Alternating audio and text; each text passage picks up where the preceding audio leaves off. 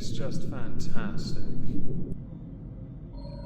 Hello everyone, welcome to the Halls of Injustice. Today we welcome inmate numbers 190.1 and 190.2 to the ISO cubes. Both were 15 years old when they committed their crime, and both are going to be here for the majority of what could be their best years, because the crime they committed is truly horrifying. So do consider that a trigger warning if you are a little bit more sensitive to unalived and hate crime related content. Hate crime being quite nebulous, I know, and subjective. In this instance though, there is some merit to the accusation of hate crime considering the crimes they committed and the reasoning for it. For a while, their names were unknown because of their age, but they have now been named and shamed because they are guilty and they are going to be here for a long time. Their names are Scarlett, Jenkinson and Eddie Ratcliffe. Owing to the nature of who is involved in this crime, the perps that is, we are instead going to focus our attentions on the victim. The victim's name is Brianna. Brianna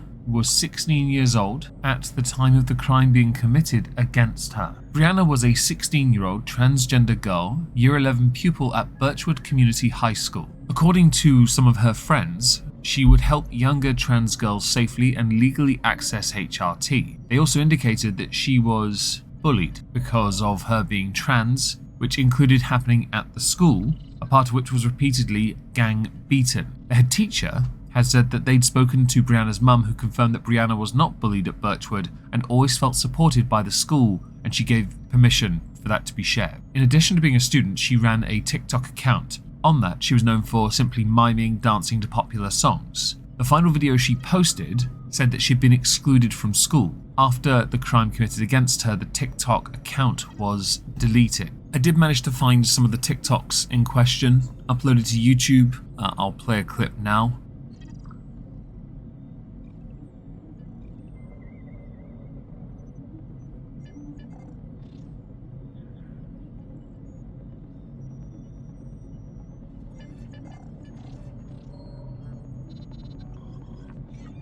There is a lot in the way of discussion concerning those who are quite young identifying or being trans. That is a discussion for another day. It is a part of the motivation. We will concede and happily discuss that part when it arises. So to those who might want to focus on the HRT related comments, don't. It is an unnecessary distraction. On the 11th of February 2023, Brianna was found with multiple stab wounds in the Culcheth Linear Park by members of the public. At around 4 p.m, she was pronounced dead by paramedics at the scene. A Home Office postmortem was ordered to determine the cause. On the 15th of February, it was announced that she had been stabbed 28 times across her head, neck, chest, and back. On the 8th of March, an inquest into her death was ordered at Warrington Coroner's Court and subsequently adjourned until after a trial.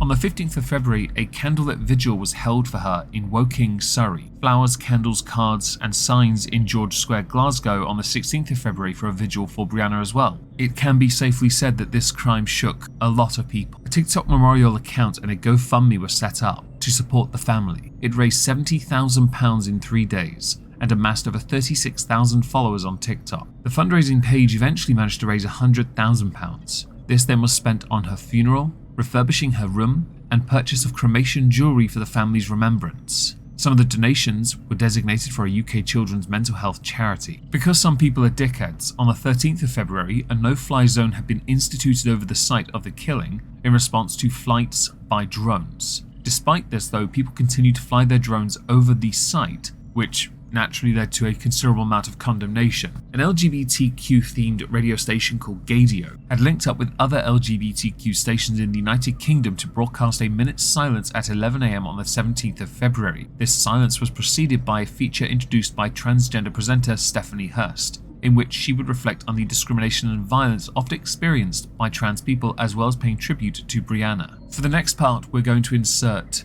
Eddie Ratcliffe and Scarlett Jenkinson with a video. You Eddie? Yeah.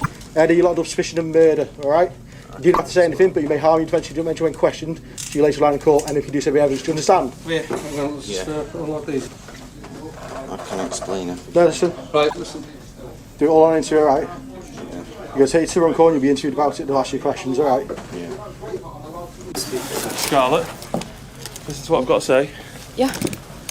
this moment, because the information I have received, you are under arrest on suspicion of murder.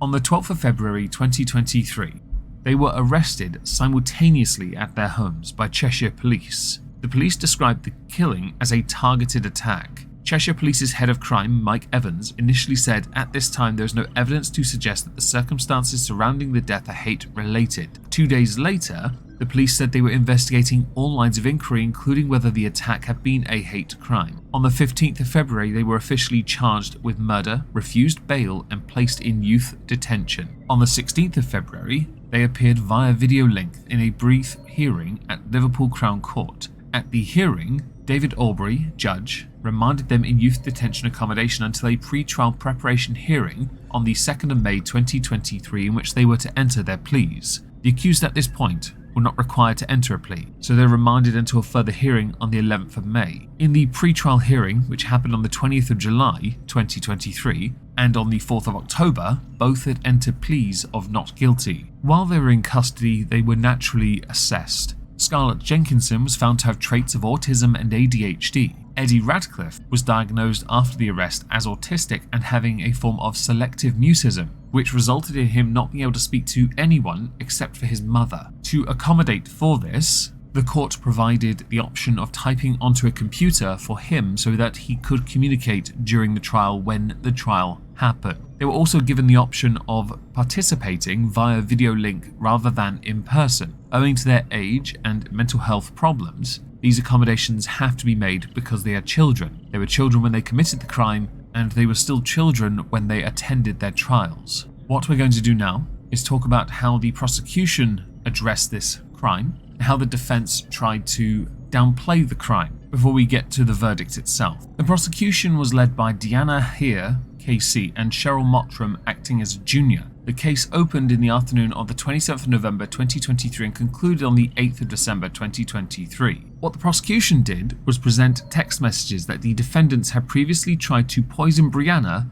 using an excessive amount of ibuprofen, which resulted in her mother, Brianna's mother, believing that she had some form of appendicitis owing to the level of extreme sick she had become. Owing to Brianna struggling with depression, they had allegedly poisoned her in this manner, meaning that no one would be suspicious if she suddenly died via an OD of over-the-counter medication. Just an FYI, it is incredibly rare to OD in a fatal sense on ibuprofen. You'd have to consume over 400 milligrams of ibuprofen for it to be anywhere near the level of, let's say, cardiovascular collapse territory. After this attempt had failed, the prosecution stated that the defendants planned to do this then, unalive, via repeated stabbing, with Eddie Ratcliffe saying he wanted to see if it will scream like a man or a girl. The prosecution presented further texts in which prior to these attempts, Scarlett Jenkinson had become obsessed with Brianna and that Brianna was really different and really pretty. This seems quite dark and sinister,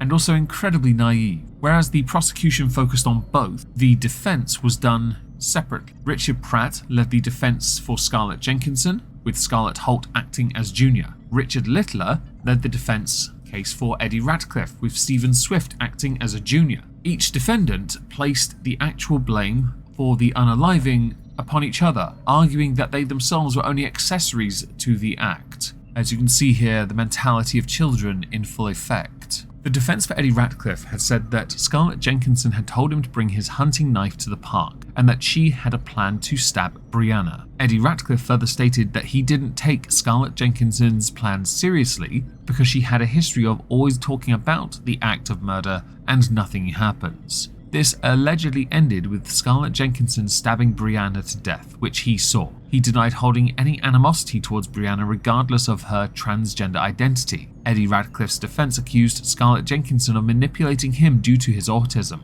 Scarlett Jenkinson's defense held that while she may have lured Brianna to the park where she was stabbed and come up with a plan in question, it was only done so as part of a fantasy, and that it was Eddie Ratcliffe who carried out the stabbing to Scarlett Jenkinson's shock. She described herself as not stopping the act despite her surprise due to being afraid of Eddie Ratcliffe, describing him as a sociopath. Scarlett's defense also pointed out how an excess amount of Brianna's blood was later found on Ratcliffe's clothing while none was found on Scarlett Jenkinson's. Up to this point, anonymity orders were still in full effect, which means that we, the public, at this point, were not given access to any of the trial information. All we knew was that it involved 2 children. That's all we knew. If this reminds anyone of any crimes in the past, basically in this ballpark. Considering the public outpour of support for Brianna's family and Brianna, you can imagine the outcry if these 2 were allowed to walk, with their anonymity intact. It has been done in the past to a number of people,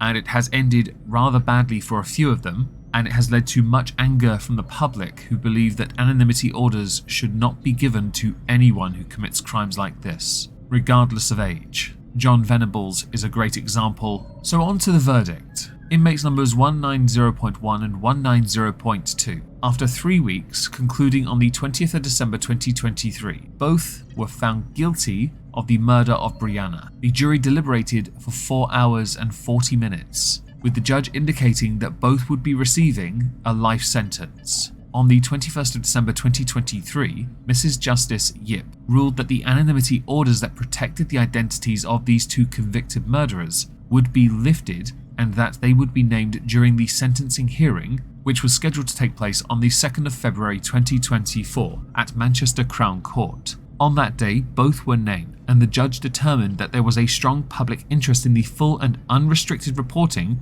of what is plainly an exceptional case. The sentencing hearing included victim impact statements from Brianna's parents and stepfather. There were also updated assessments by psychiatrists of the perpetrators. Scarlett Jenkinson was diagnosed with antisocial personality disorder rather than diagnosed with autism, and Eddie Ratcliffe was diagnosed with a mild form of autism spectrum personality disorder. Scarlett Jenkinson was sentenced to life in prison with a minimum term of 22 years, with a reduction of 352 days for what has already been spent on remand. Eddie Ratcliffe was given a life sentence with a minimum term of 20 years, with an equal reduction for what has been spent on remand. It was also announced that both will be held at His Majesty's pleasure until such time as they are deemed safe to be released by prison authorities, which means their sentences are redundant. They are likely to stay there beyond their minimum until they are assessed and determined to be less likely to reoffend. They could be there for the rest of their lives. The judge did rule in the sentencing that the motive was hostility towards Brianna because of her transgender identity, which by anyone's standards is unacceptable, which also means by UK law standards a hate crime had been in fact committed. There is a bit of fallout that should be addressed. Because of the Gender Recognition Act of 2004, Brianna is not recognised on her death certificate as Brianna and female. This led to many campaigns calling on the UK government to issue a gender recognition certificate to Brianna so that she can have the dignity in death that everyone else in this world takes for granted, with many petitions garnering at least 13,000 signatures. The petition was rejected by the British government, who stated in response that the current policy strikes the right balance and they had no plans to change it. In April, the Trans Safety Network reported that contrary to popular belief in an ongoing case concerning a trans person's death, the coroner has agreed that a gender recognition certificate is unnecessary in order to record the correct name and gender of a trans person on their death certificate. As a point, I'm somewhat surprised the UK government didn't pounce on this for optics' sake and do what could be considered and argued to be the right thing for Brianna's dignity. They could be seen to look good at least.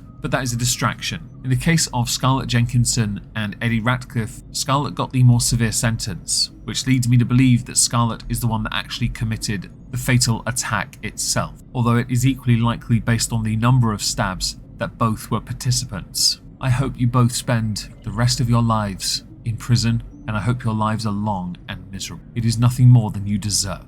I really didn't think that I was going to be able to come on stage today. But after seeing all of Brianna's really brave, lovely friends come on and do that for her, I thought I'd better push myself as well. So as you've all heard, Brianna was an amazing, unique and joyful teenager.